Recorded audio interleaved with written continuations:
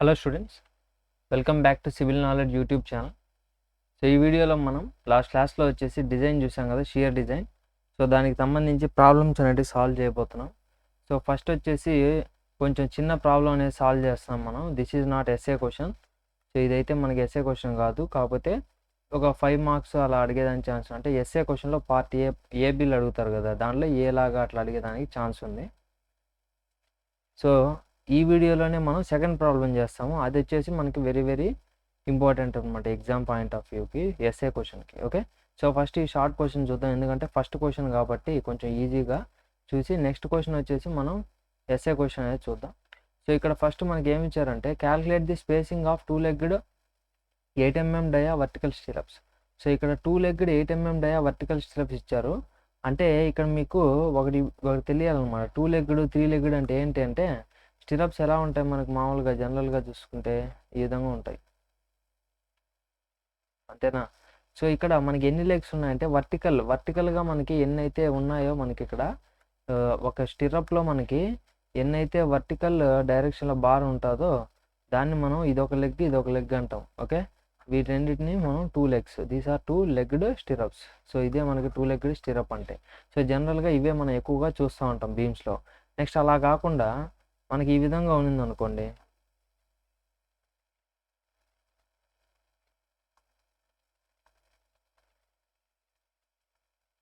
So ఇప్పుడు వచ్చేసి మన స్టిరప్ ఎలా ప్లేస్ చేయొచ్చు దీంట్లో అంటే,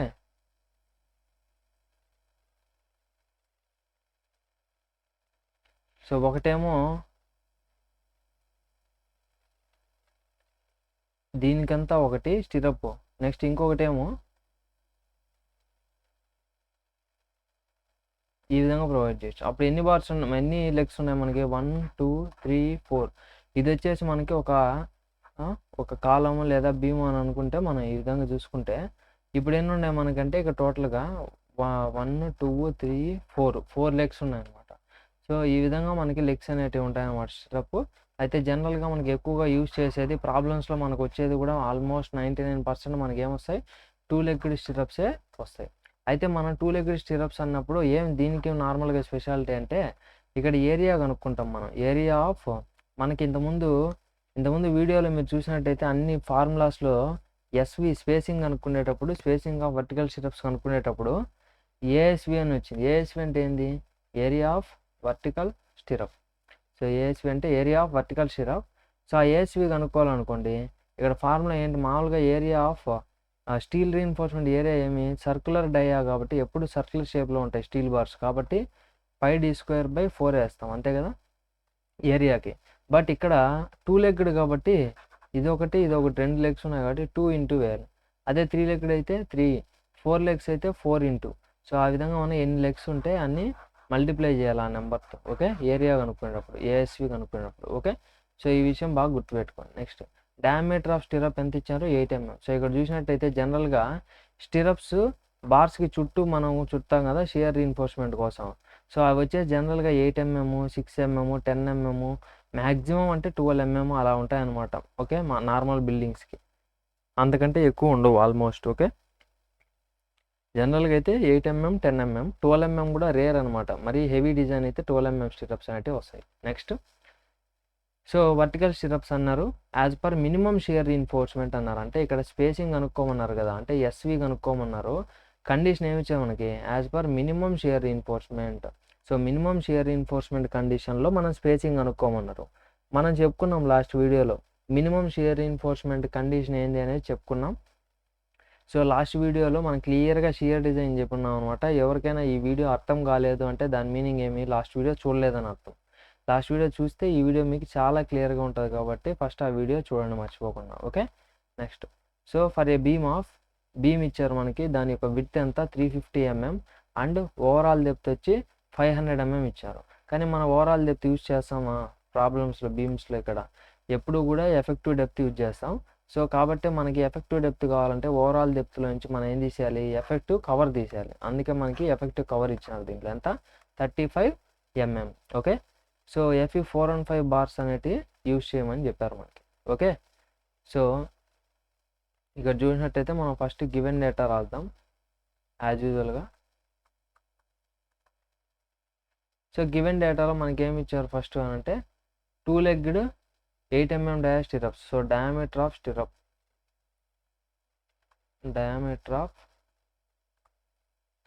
stirrup, so that is D is equal to 8 mm. Okay, next 2-legged stirrup కదా అనింది, therefore area of 2-legged stirrup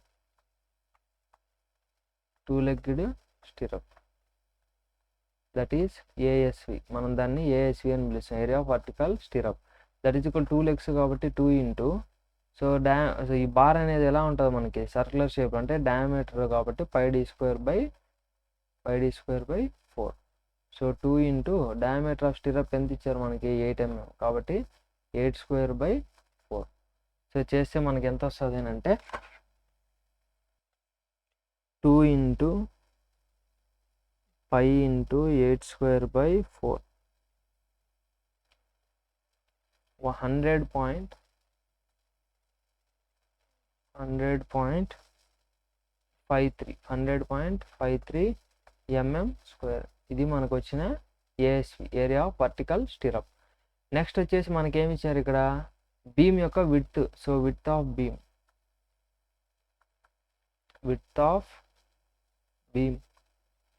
that is B is equal to 350 mm.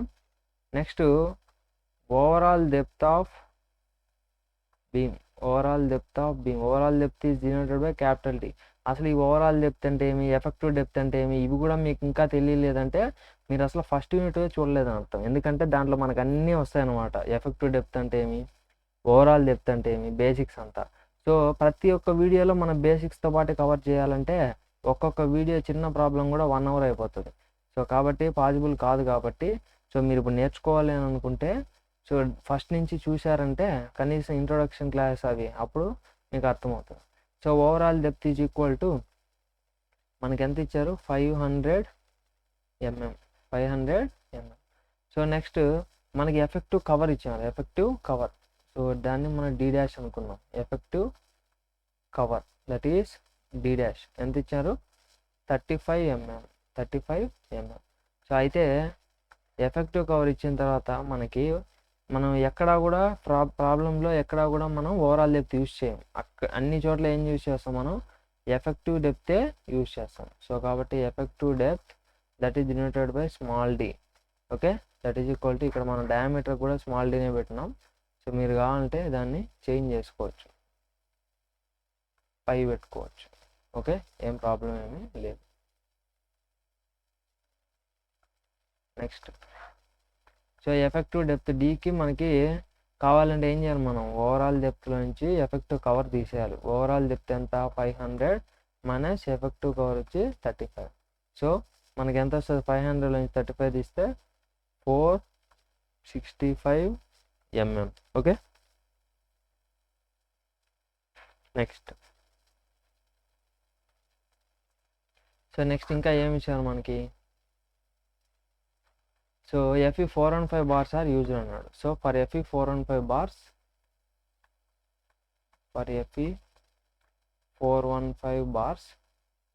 So FY is equal to ఎంత అని అంటే 415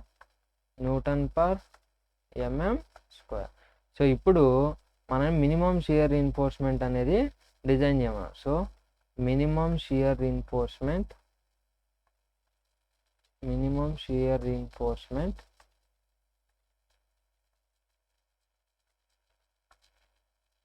as per IS 456-2000. So minimum shear reinforcement as per IS 456-2000. Conditions వచ్చేసి మనకి so VUS మొత్తం 4 conditions ఉన్నాయి. దాంట్లో మనకి VUS అని ఉంది కదా ఒక కండిషన్ ఫస్ట్ది. అది ఎప్పుడు అని అంటే మనకి మినిమం కాకుండా జనరల్గా షియర్ డిజైన్ అవసరమైనప్పుడు, అంటే τv అనేది greater than τc and less than τc max ఉన్నప్పుడు ఆ 4 కండిషన్లు తీసుకోవాలా, ఇంక్లూడింగ్ ఫస్ట్ది అంటే డివైడ్ బై VUS వస్తుంది కదా అది. అలా కాకుండా మనకి షియర్ రీఇన్ఫోర్స్మెంట్ అన్నప్పుడు ఓన్లీ 3 కేసెస్. దాంట్లో ఫస్ట్ది ఏంటి మనకి spacing of vertical stirrups that is SV is equal to, మనం ఎస్వినే ఎందుకు అనుకున్నాడో మీకు ఆల్రెడీ చెప్పా. డిజైన్ ఆఫ్ షియర్ రీఇన్ఫోర్స్మెంట్ అంటే మనం కనుక్కోవాల్సింది స్పేసింగ్ ఆఫ్ స్టిరప్స్, అంతకు మించి ఏం లేదు. Okay, so SV is equal to minimum కాబట్టి 3 కండిషన్స్. దాంట్లో ఫస్ట్ది ఏమి 0.87 FYASV divided by 0.4 into B. So 0.87 into FY415 ASV వచ్చేసి మనకి 100 పాయింట్ సంథింగ్ ఎంత వచ్చింది, 100.53 divided by 0.4 into B. B వచ్చేసి మనకి ఎంత ఇచ్చారు, 350 ఇచ్చారు. ఓకే, సో చేస్తే మనకి సో బి 350. ఓకే, సో ఇది సాల్వ్ చేస్తే మనకి ఎంత వస్తుంది అని అంటే 0.87 into 415 into 100.53 divided by 0.4 into 350. So 259 వచ్చింది, 259.26 mm. సో ఇది మనకు వచ్చిన స్పేసింగ్. ఓకే, ఇక్కడ కింద రాస్తున్నాను, బాగా నీట్గా ఉంటుంది. Next second condition.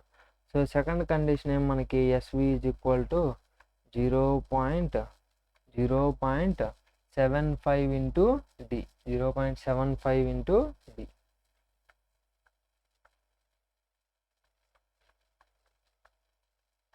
So 0.75 into D effective depth. Effective depth ఎంత మనకి 465.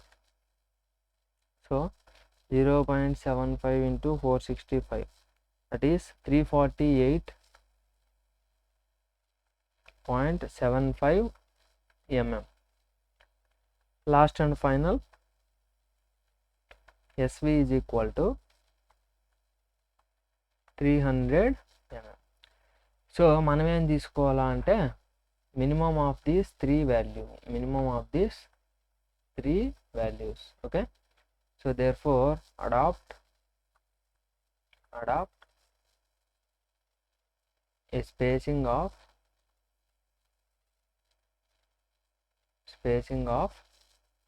సో ఇక్కడ 259.26 ఉంది. నువ్వు ఇప్పుడు 259.26 రాయకూడదు ఇక్కడ. ఎందుకు అని అంటే యాక్చువల్గా సైట్లో మనం 259.26 mm పెట్టగలుగుతామా, కరెక్ట్గా పెట్టలేం. కాబట్టి దాన్ని రౌండ్ ఆఫ్ చేయాలి. ఎప్పుడు కూడా స్పేసింగ్ని ఇప్పుడు ఏఎస్టీ రౌండ్ ఆఫ్ చేయమంటే మీరు ఏం చేస్తారు, దీన్ని 259 వచ్చింది కాబట్టి 260 చేసుకుంటారు. అది ఏఎస్టీకి ఎఫెక్టివ్ డెప్త్కి ఇలాగ అనుకున్నప్పుడు కావాలంటే పెంచుకోవచ్చు. స్పేసింగ్ ఎప్పుడు కూడా మనం ఏం చేయాలి, తగ్గించాలి. ఎందుకు అని అంటే సో ఇప్పుడు స్పేసింగ్ అని పెంచినామనుకో బార్స్ ఏమవుతాయి, మనకి తగ్గిపోతాయి. స్పేసింగ్ పెంచితే బార్స్ తగ్గిపోతాయి. సో బార్స్ తగ్గిపోయినాయంటే స్ట్రెంత్ ఉండదు. అలా కాకుండా మనకి మన స్పేసింగ్ ఇంత వచ్చింది 259, దానికంటే మనం తక్కువ తీసుకుంటే 250 తీసుకున్నాం అనుకో, అప్పుడు ఏమవుతాయి, బార్స్ ఇంకా పెరుగుతాయి. సో దానివల్ల ఇంకా స్ట్రెంత్ పెరుగుతుందే కానీ మనకి ప్రాబ్లం లేదు. కాబట్టి ఎప్పుడు కూడా గుర్తుపెట్టుకోండి, ఇది ఇక్కడే కాదు ఎక్కడైనా సరే స్పేసింగ్ ఆఫ్ బార్స్ కనుక్కుంటే, స్లాబ్లో అయినా సరే, బీమ్లో అయినా సరే, కాలంలో అయినా సరే, స్పేసింగ్ ఆఫ్ బార్స్ కనుక్కుంటే దాన్ని రౌండ్ ఆఫ్ ఎలా చేయాలి అంటే డౌన్ సైడ్కి చేయాలి, రౌండ్ ఆఫ్ అప్ సైడ్ చేయకూడదు. సో ఇప్పుడు నేనేం చేస్తానంటే 259 ఉండేదని 250 తీసుకుంటున్నాను. So adopt a spacing of 250 mm centre to centre. Okay, as minimum shear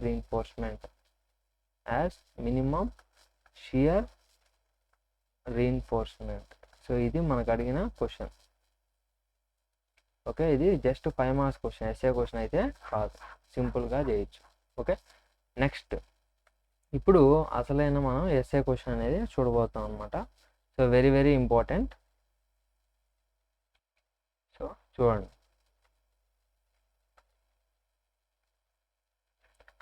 so క్వశ్చన్లో ఏం అడిగారు ఫస్ట్ అని చూస్తే మనం ఇక్కడ so an RCC beam okay 230 mm wide అన్నారు. సో ఒకేసారి గివెన్ డేటా కూడా రాసేద్దాం. గివెన్ డేటా మళ్ళీ టైం వేస్ట్ లేకుండా. So width of the beam నేను ప్రతిసారి ఇంకా రాయనమాట, ఒక్కసారి మీకు ఎగ్జామ్లో ఎలా ప్రజెంట్ చేయాలనడం కోసం ఈ విధంగా మనం నీట్గా రాసాము ఒక్కొక్కటి. ఇప్పుడు నేను మొత్తం అంత నీట్గా రాయను మీకు, ఓకే. కానీ ఎగ్జామ్లో మీరు గుర్తుపెట్టుకోండి, మొత్తం రాసేటప్పుడు ఇక్కడ నేను జస్ట్ ఏం రాశాను, width B is equal to ఎంత ఇచ్చారు మనకి 230 mm వైడ్ అన్నారు కాబట్టి విత్ 230 mm. కానీ మీరు ఇలా రాయకూడదు, ఏం రాయాలి, width of beam B is equal to 230 mm. So ఇక్కడ రాసాం కదా మనం. ఈ విధంగా ప్రతి ఒక్కటి ఈ విధంగా రాయాలి. సో ఇక్కడ మనం అయితే అంతగా రాయం, ఎందుకంటే మనం ప్రతి ప్రాబ్లం అలా చేయమని లేట్ అవుతుంది కాబట్టి. సో నెక్స్ట్ 450 mm డీప్ అన్నారు, 450 mm డీప్. సో అయితే ఈ reinforced with 4 bars of 60 mm dia and of grade Fe 415 on tension side. So and if the shear design అన్నీ ఇచ్చినారు, కానీ ఇక్కడ మనకి ఎఫెక్టివ్ డెప్త్ అవసరం. ఓకే, ఇది ఇక్కడ 450 mm డీప్ అంటానే మనం దీన్ని ఏ డెప్త్గా తీసుకోవాలి, ఎఫెక్టివ్ డెప్త్గా అనుకోకూడదు. ఎందుకంటే ఎఫెక్టివ్ డెప్త్ అయితే బ్రాకెట్లో ఎఫెక్టివ్ కానీ లేదా ఇక్కడ ఎఫెక్టివ్ డెప్త్ కానీ క్లియర్గా ఇస్తారు.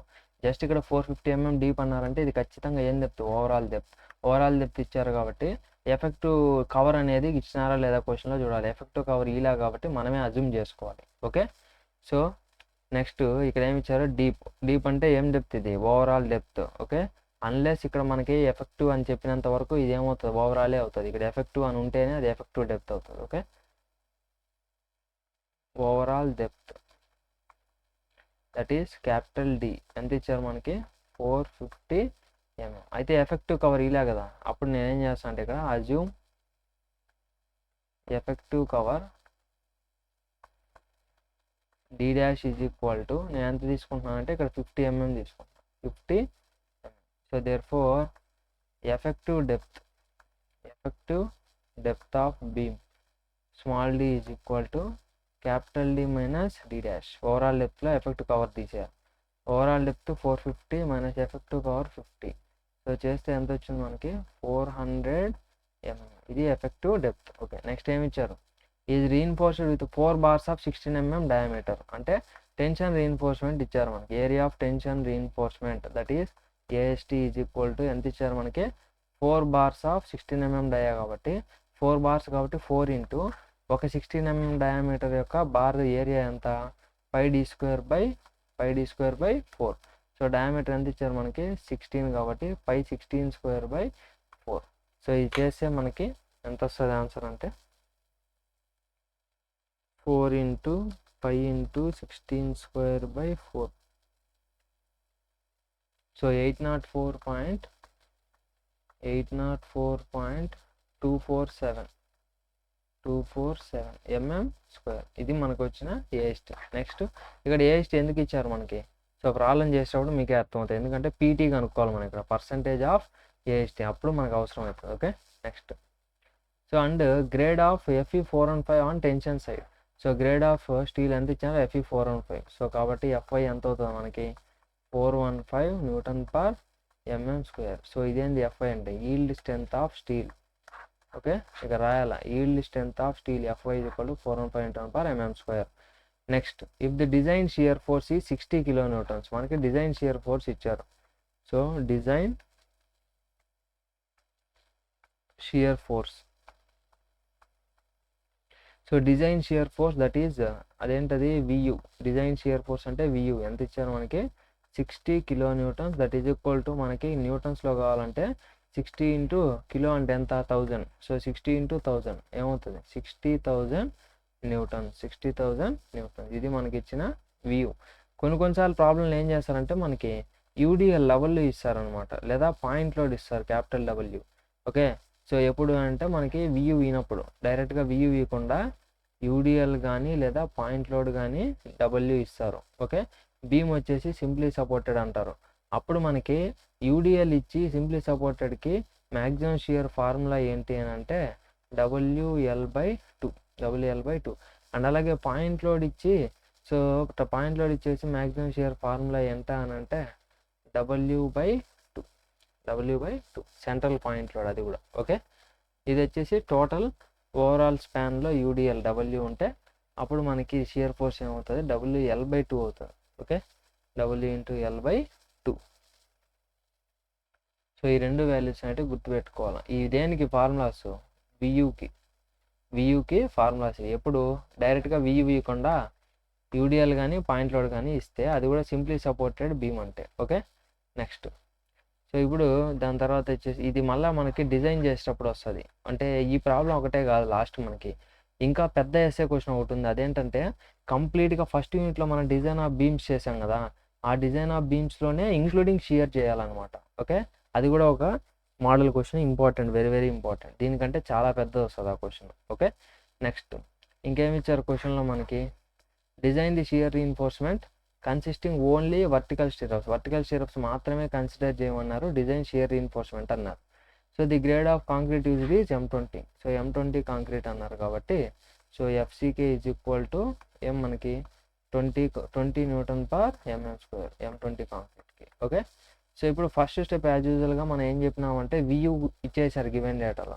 కాబట్టి మనం ఏం చేయాలి ఇక్కడ? నామినల్ షియర్ స్ట్రెస్ ఏం కనుక్కోవాలి? First nominal shear stress that is తవ్వి. నామినల్ షియర్ స్ట్రెస్ తవ్వి కనుక్కోవాలి. సో తవ్వి కనుక్కోవాలి అంటే మనకి చెప్పినాం ఫార్ములా కూడా, ఏం చెప్పినాం? VU/BD. సో తవ్వి is equal to VU/BD.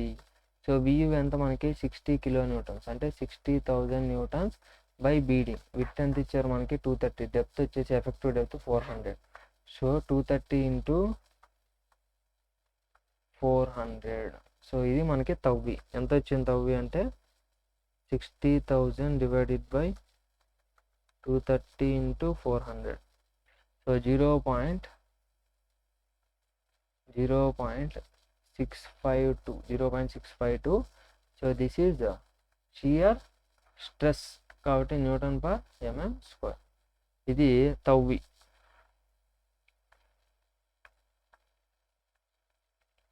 So next second step ఏం చేయాలి మనము?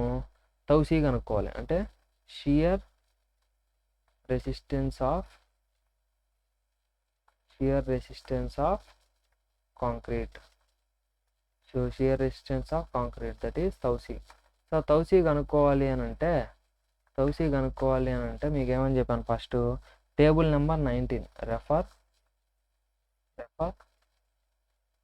Table 19 of IS 456/2000. So table number 19 చూడాలి దేంట్లో? IS 456/2000. సో ఇప్పుడు ఒకసారి చూద్దాం. సో ఇక్కడ కనిపిస్తుంది మీకు table number 19. Okay, design shear strength of concrete. Okay, so దాన్ని మనం షియర్ రెసిస్టెన్స్ అని అనుకున్నాం, ఏం ప్రాబ్లం లేదు. Design shear strength of concrete that is tau c. So tau c కావాలి అంటే ఈ టేబుల్ నెంబర్ 19లో నుంచి మనకి ఇక్కడ చూస్తే ఏమేమి అవసరం? ఒకటి గ్రేడ్ ఆఫ్ కాంక్రీట్ అవసరము, ఇంకోటి ఏమో 100 AST/BD. 100 AST/BD means nothing but PT, percentage of tension steel. So ఇప్పుడు మనం ఏం చేయాలంటే first percentage of tension steel కనుక్కోవాలి. దానికి ఏం formula? 100 AST/BD. So percentage of tension steel that is PT is equal to 100 × AST/BD. అంటే AST/BD × 100 వేసినా కూడా సేమ్, రెండు ఒకటి. సో 100 × AST ఎంత వచ్చింది మనకి? ఇంతకుముందు 804.247. 804.247 divided by B × D. Same width ఎంత? 230 × ఇక్కడ ఇచ్చినట్టే డెప్త్ ఎంత? 400. సో PT ఎంత వచ్చిందంటే మనకి 100 × 804.247 డివైడెడ్ బై 230 × 400. సో 0.874. ఇది మనకి PT వచ్చింది. ఇప్పుడు మనం దానికి చూసుకోవాలి వాల్యూస్. 0.874కి గ్రేడ్ ఆఫ్ కాంక్రీట్ ఎంత మనకి ఇచ్చింది? M20. సో M20 అంటే ఈ లైన్లో చూసుకోవాలి మనం. ఓకే, ఈ లైన్లో మనకి ఎంత వచ్చింది? 0.874కి. సో 0.874 అంటే మనకి ఇక్కడ 0.874 లేదు. సో దానికి ముందు ఒక వాల్యూ, తర్వాత ఒక వాల్యూ తీసుకోవాలి. దానికి ముందు వాల్యూ ఏమి? ఇక్కడ 0.75. తర్వాత వాల్యూ ఏమి? ఇక్కడ 1. సో దాని ముందు ఒక వాల్యూ, తర్వాత ఒక వాల్యూ తీసుకుంటే 0.75కి ఏమో మనకి ఎంత? 0.56 ఏది? తౌసీ. అండ్ 1కి అయితే 0.62. సో ఈ వాల్యూస్ ఇక్కడ రాసుకోవాలి మనం. ఓకే, ఏమని రాసుకోవాలంటే సో ఒకవేళ డైరెక్ట్గా ఉందనుకోండి, ఇప్పుడు మీకు ఇక్కడ 0.75 వచ్చిందనుకో, ఫర్ ఎగ్జాంపుల్ PT అనేది 0.75 వచ్చిందనుకో. సో ఇప్పుడు మనం డైరెక్ట్గా ఏం రాయాలి అంటే from table 19 of IS 456/2000 for PT is equal to 0.874 for PT is equal to 0.75. Therefore design shear strength of concrete, that is tau c is equal to 0.75 కి ఎంత 0.56, M20 కాంక్రీట్ కి 0.56. So 0.56 Newton per mm square ఇట్లా రాసేస్తాం డైరెక్ట్గా tau c. ఇప్పుడు correct value match అవుతాయి టేబుల్లో. ఇప్పుడు correct value match అవ్వాలా టేబుల్లో, ఎందుకనంటే మనకి PT ఎంత వచ్చింది ఇక్కడ 0.874 వచ్చింది. సో కాబట్టి ఇప్పుడు ఏం చేయాలంటే మనం ఒక సైడ్ PT పెట్టుకునేసి ఇంకో సైడు tau c అని పెట్టుకొని న్యూటన్ పర్ ఎంఎం స్క్వేర్లో tau c పెట్టుకునేసి ఈ PTకి ముందు ఒక వాల్యూ తర్వాత ఒక వాల్యూ, ముందు వాల్యూ ఏముంది మనకి ఇక్కడ 0.75, తర్వాత వాల్యూ ఏముంది ఇక్కడ 1.00 ఉంది అంతే కదా ఉండేది. సో ఒకసారి చూద్దాం. సో 0.75 1.00, దానికి M20కి tau c వాల్యూస్ ఎంత 0.56 0.62. So 0.56 and 0.62. సో ఇప్పుడు మనకు కావాల్సింది ఎంతకి PT వాల్యూ 0.874, మనకు కావాల్సింది 0.874కి మనకి కావాలి. ఓకే, అది మనకు తెలియదు క్వశ్చన్ మార్క్. ఇప్పుడు మనం ఏం చేయాలంటే వీటిని ఇంటర్పోలేషన్ చేయాలి. ఈ వాల్యూస్ని ఇంటర్పోలేషన్ చేయాలంటే మనం ఏమనుకోవాలంటే ఫస్ట్ ఇక్కడ ఇది వచ్చేసి మనం x1, నెక్స్ట్ ఇది వచ్చేసి x2, మనం ఏదైతే కనుక్కోవాలో దాన్ని x అనుకుందాం. ఓకే, దేనికైతే మనం కనుక్కోవాలో PT వాల్యూకి దాన్ని x అనుకుందాం. నెక్స్ట్ ఇటు side tau c వాల్యూస్నేమో y1 y2 and మనం కనుక్కోవాల్సిన tau c వాల్యూ y అనుకుందాం. సో ఇప్పుడు మనం ఇక్కడ ఏం రాయొచ్చు అంటే by interpolating the above values, by interpolating the above values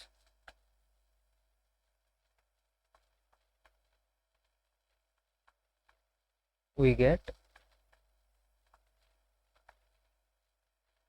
so interpolation చేస్తే మనకి ఇక్కడ ఇంటర్పోలేషన్ ఫార్ములా గుర్తుపెట్టుకోవాలి. ఏంటి అని అంటే y minus y1 by y2 minus y1 is equal to x minus x1 by x2 minus x1. So ఇది formula interpolation, ఈ formula గుర్తుపెట్టుకోవాలన్నమాట. Okay, ఇప్పుడు దీంట్లో సబ్స్టిట్యూట్ చేస్తే వాల్యూస్ మనం, సో y అంటే మనకు తెలియదు కదా, ఓకే, ఇది కనుక్కోవాలి కదా, దాన్నే మనం ఏమనుకుంటాం అంటే ఇక్కడ మనకు తెలియని వాల్యూ కదా అదేంటది మనకు తెలియంది y అంటే tau c. సో ఇక్కడ y ప్లేస్లో ఏం పెట్టుకుంటాం మనం tau c మైనస్ y1 అంటే ఎంత 0.56 divided by y2 minus y1 అంటే 0.62 మైనస్ 0.51 కాదు సారీ 56 ఇది ఈక్వల్ టు x ఎంత మనకి 0.874 మైనస్ x1 ఎంత 0.75 divided by x2 minus x2 ఎంత 1.00 మైనస్ x1 వచ్చి 0.75. ఇప్పుడు దీన్ని సాల్వ్ చేయాలి అని అంటే మనం ఫస్ట్ దీన్ని క్యాలిక్యులేట్ చేసి ఈ అవతల పంపిస్తే ఇంటూ అయ్యి మళ్ళా ఈ వాల్యూని అవతల పంపిస్తే ప్లస్ అయ్యి అన్ని చేయాలి. సో అదంతా లేకుండా దీన్ని ఈక్వేషన్లో ఇక్కడ అన్నోన్ ఒకటే tau c, దాన్ని క్యాలిక్యులేటర్లో x అని పెట్టుకొని సాల్వ్ చేయొచ్చు. ఈ పద్ధతి ఎలా అనేది కూడా మన వీడియోలో ఎక్స్ప్లెయిన్ చేస్తున్నాం సపరేట్గా, ఒకసారి చెక్ చేయండి. How to solve equations in calculator అనేసి మన ప్లేలిస్ట్లో ఉంటుంది, ఒకసారి చూడండి. ఓకే, మన వీడియోస్లో. సో లేదు మీకు మామూలుగా తెలిసి ఎలా సాల్వ్ చేయాలంటే ఎలా చేయాలి, ఇదంతా క్యాలిక్యులేట్ చేస్తే ఒక వాల్యూ వస్తుంది, నెక్స్ట్ ఇదంతా చేస్తే ఒక వాల్యూ వస్తుంది, అది అవతల పోతే ఏమవుతుంది ఇంటూ అవుతుంది. నెక్స్ట్ అంతా అయిపోయిన తర్వాత ఈ మైనస్ 0.56 అవతల పోతే ప్లస్ 0.56 అవుతుంది, అప్పుడు మనకి tau c వస్తుంది. ఓకే, ఇప్పుడైతే నేను డైరెక్ట్గా ఈక్వేషన్లో సబ్స్టిట్యూట్ చేసి ఇక్కడ నుంచి tau c తెచ్చుకుంటున్నాను అనమాట. ఓకే, సో మనకి తెలియని వాల్యూ నేనేమన్నా x అనుకున్నా minus 0.56 divided by 0.62 minus 0.56 is equal to 0.874 minus 0.75 divided by 1 minus 0.75. Okay, so ఇప్పుడు మనకు ఆన్సర్ ఎంత వచ్చింది అంటే 0.589 వచ్చింది, 0.589 tau c newton per mm square. Okay, ఇది మనకు వచ్చిన తౌసీ. నెక్స్ట్ స్టెప్ ఏం చేయాలి, మనం తౌసీ మ్యాక్స్ కనుక్కోవాలి. Okay, next step, that is third step.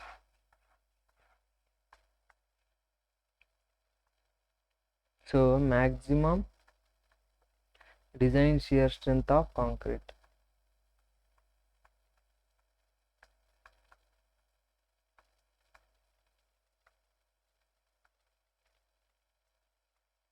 That is tau c max.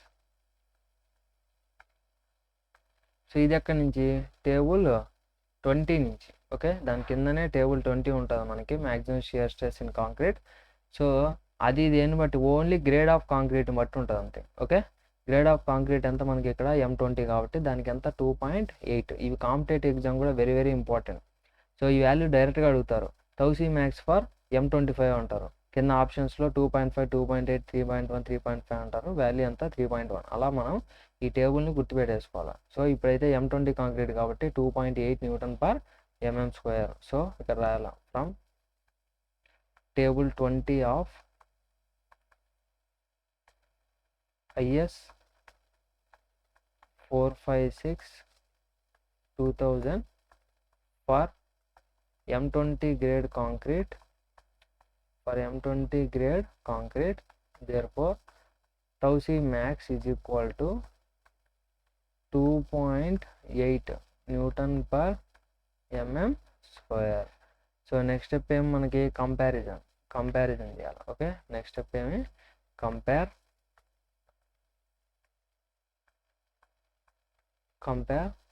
తౌసీ, టౌవి and తౌసీ max. ఈ మూడింటిని మనం కంపేర్ చేయాలి. సో కంపేర్ చేస్తే ఇక్కడ తౌసీ మ్యాక్స్ ఏమో 2.8, తౌసీ ఏమో 0.589, అండ్ అలాగే తవ్వి ఏమో 0.652. అంటే ఇక్కడ తవ్వి ఎక్కువ ఉంది దేనికన్నా, తౌసీ కన్నా. సో కాబట్టి మనం ఇక్కడ ఏం చెప్పచ్చు అంటే, here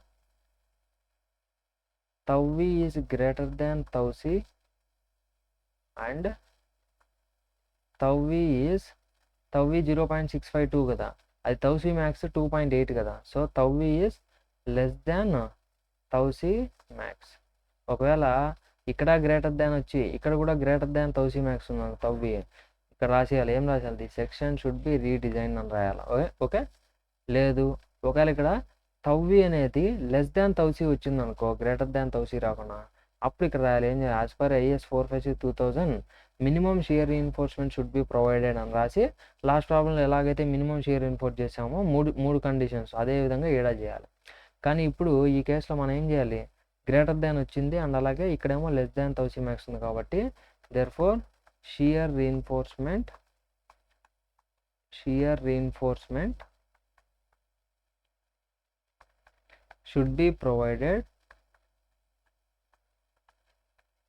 should be provided in the form of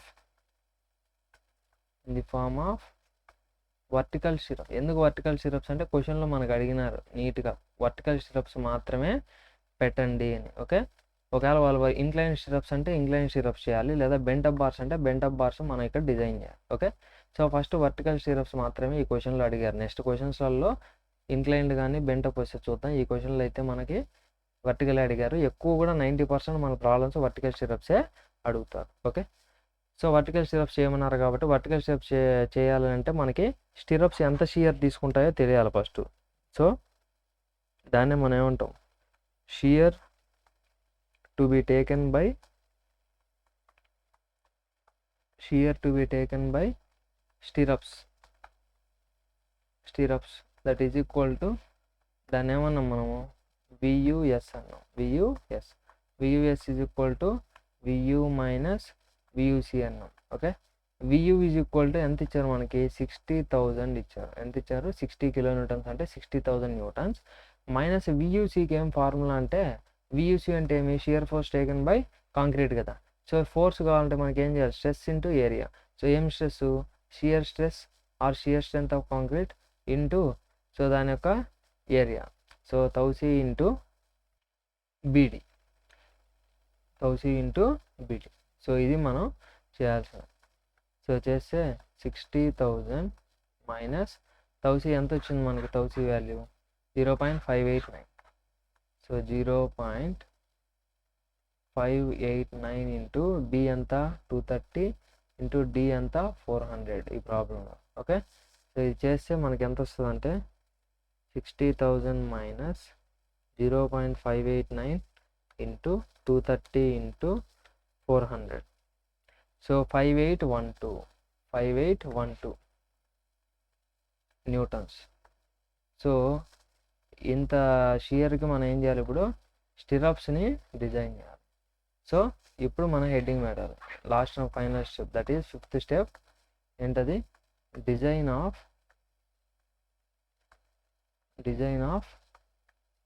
vertical stirrups. So ఇప్పుడు డిజైన్ చేయమంటే ఏం చెప్పాం మనం? స్పేసింగ్ కనుక్కోవాలని చెప్పినాం. స్పేసింగ్ కనుక్కోవాలి అని అంటే మనకి ఇక్కడ ఇదేం మినిమం కండిషన్ కాదు కాబట్టి మనకి వియుఎస్ కూడా ఉంది కాబట్టి 4 కండిషన్లు వస్తాయి మొత్తం. సో 4గిట్లో అన్నిట్లో కామన్గా ఏఎస్వి అనేది ఉంటుంది మ్యాక్సిమం 2 వాటిల్లో మనకి ఏఎస్వి అంటే ఏరియా ఆఫ్ వర్టికల్ స్టిరప్. మనకి ఇప్పుడు డయామీటర్ ఇచ్చారా ఏమన్నా? వర్టికల్ స్టిరప్ యొక్క డయామీటర్ లాస్ట్ ప్రాబ్లం లాగా ఇవ్వలేదు. సో వర్టికల్ స్టిరప్ అనేది మన డయామీటర్ ఇలా, కాబట్టి మనమే అజ్యూమ్ చేసుకోవాలి. సో ఏమైనా అజ్యూమ్ చేసుకోవాలంటే జనరల్గా మనం 2 లెగ్గెడ్ అనే అజ్యూమ్ చేసుకుంటాం. So assume 2 legged.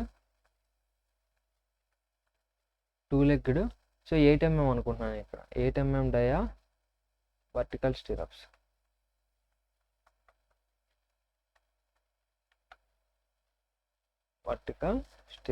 So assume 2 legged 8 mm dia vertical stir up.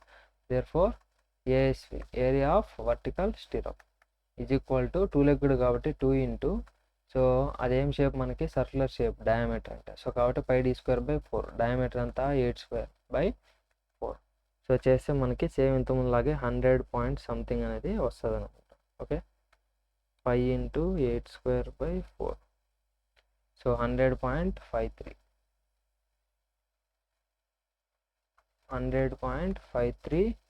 mm².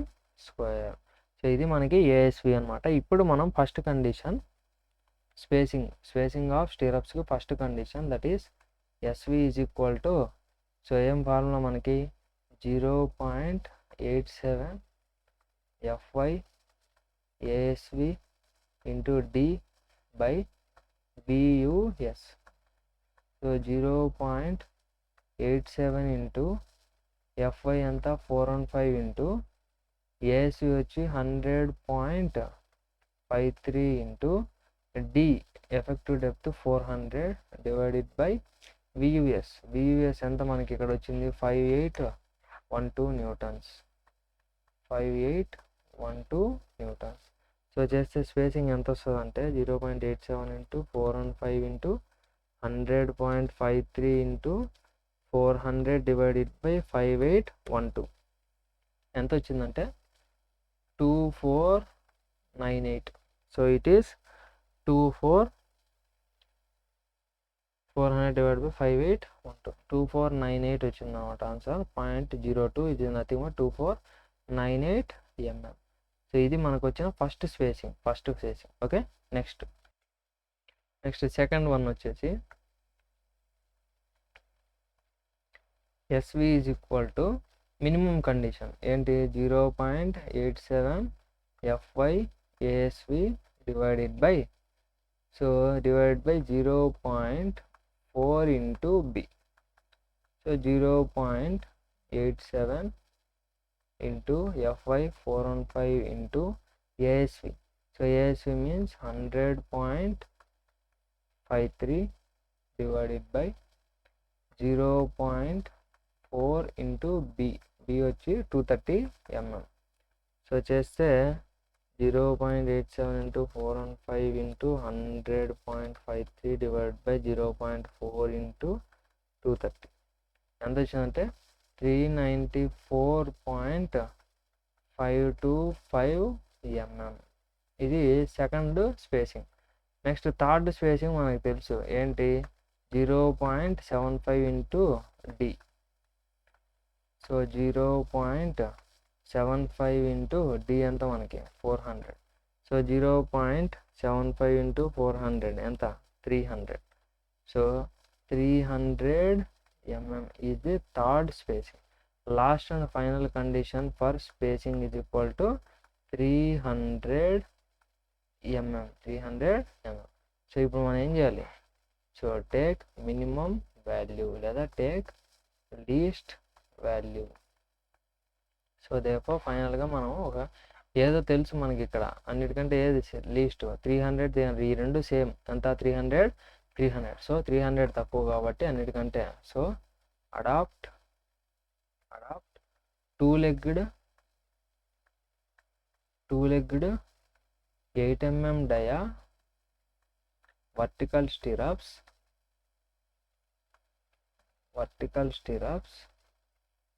Okay at spacing ఎంత 300 mm center to center spacing as shear reinforcement so design చేయమన్నారు కదా షియర్ రీఇన్ఫోర్స్మెంట్. సో మనం ఇది రాసాం ఫైనల్గా. దీని మీనింగ్ ఏమంటే అడాప్ట్ చేసుకుని ఏం అడాప్ట్ చేయమన్నాం? 2 legged 8 mm dia vertical stirrups పెట్టండి. ఎంత డిస్టెన్స్లో? Centre to centre 300 mm distance స్పేసింగ్లో పెట్టండి. ఏ విధంగా అంటే యాజ్ షియర్ రీఇన్ఫోర్స్మెంట్గా ఈ వర్టికల్ స్టిరప్స్ని 8 mm dia 2 legged 300 mm centre to centre స్పేసింగ్లో పెడితే వాడొచ్చే 60 kN షియర్ ఏదైతే ఉందో దాన్ని రెసిస్ట్ చేయగలుగుతుంది అనేసి చెప్పినాం.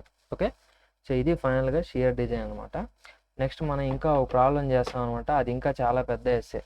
ఇదే ఎక్కువ పెద్దది అనమాట. ఇక్కడ చూసినట్టయితే మనం సో ఇక్కడి నుంచి చేసుకుంటూ వచ్చాం. ఇంత ఉందన్నమాట ఈ ప్రాబ్లం. సో దీనికంటే ఇంకా పెద్దది నెక్స్ట్ ప్రాబ్లం. అది వచ్చేసి మీకు కొంతమందికి బీటెక్ వాళ్ళకి సో 24 మార్క్స్ 28 మార్క్స్ అలా ఉన్నాయి కదా. సో ఆ క్వశ్చన్గా ఇవ్వచ్చు నెక్స్ట్ చెప్పే వీడియోలో క్వశ్చన్. అదేంటంటే కంప్లీట్గా design of beam. So design of బీమ్లో ఫస్ట్ స్టెప్ సెకండ్ స్టెప్ మనం చేసాం కదా ఇంతకుముందు. So loads and moments, next minimum depth required, మళ్ళీ check for deflection, next last and final step ఇంకోటి యాడ్ అవుతుంది దాంట్లో. ఏదంటే design of shear. So design of shear అంటే ఇది మొత్తం చేయాలి దాంట్లో మళ్ళీ. ఓకే, సో ఈ వీడియోకి ఇంత గైస్. సో ఈ వీడియో మీకు నచ్చినట్టయితే లైక్ చేయండి, డౌట్స్ ఉంటే కమెంట్ చేయండి. సో మీ ఫ్రెండ్స్కి షేర్ చేయడం మర్చిపోద్దండి. సో వీడియోని లైక్ చేయండి గైస్ మర్చిపోకుండా. Thank you for watching.